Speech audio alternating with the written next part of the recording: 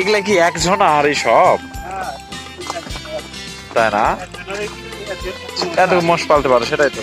আপনারা কয়জন আছেন? 8-9 জন। টোটালে মোষ কতগুলো আছে? 104 পিস।